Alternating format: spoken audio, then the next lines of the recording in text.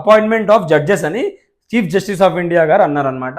ఒక ఏంటిది supreme court judges appointment ఎలా జరుగుతుంది, ఏం కాన్స్టిట్యూషనల్ ప్రొవిజన్స్ ఉన్నాయి, ఎగ్జామ్ పాయింట్ ఆఫ్ వ్యూలో మనకి ఏం ఇంపార్టెంట్ అనేది డీటెయిల్గా చూద్దామండి.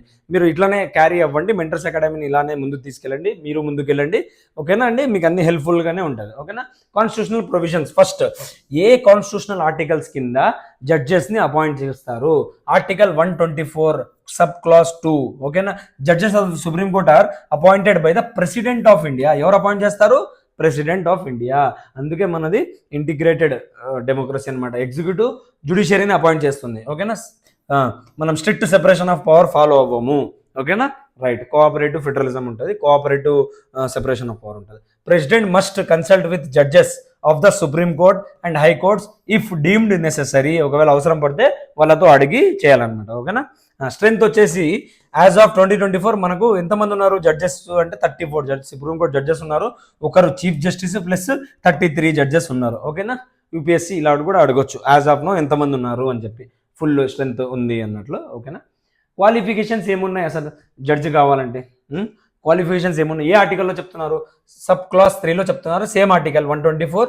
ఏ person is eligible if they are a citizen of India. Supreme court judge అవ్వాలంటే తను సిటిజన్ ఆఫ్ ఇండియా కావాలి.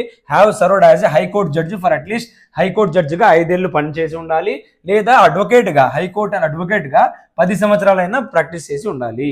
Next, or a distinguished jurist in president's opinion.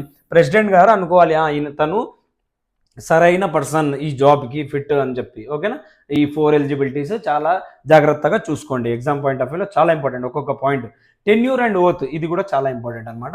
Tenure ఎంత ఉంటుంది అంటే 65 years అనమాట సుప్రీంకోర్టు జడ్జికి. హైకోర్టు జడ్జికి ఎంత ఉంటుంది టెన్యూర్? మీరు కామెంట్స్లో పెట్టండి. ఓకేనా. ఎప్పుడు వరకు ఆయన హైకోర్టు జడ్జిగా ఉండవచ్చు?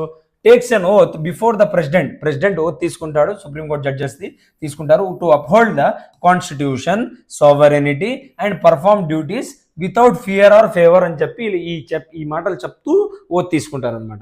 శాలరీస్ అండ్ కండిషన్స్ ఎలా ఉంటాయి చూడండి, మీకు అన్ని ఒక చోట పెట్టాను అనమాట, డీటెయిల్గా ఎక్స్ప్లెయిన్ చేస్తున్నాను. డిటర్మైన్డ్ బై పార్లమెంట్, సబ్జెక్ట్ కూడా స్టాటిక్ కూడా కవర్ అయిపోతుంది మీకు ఇక్కడ.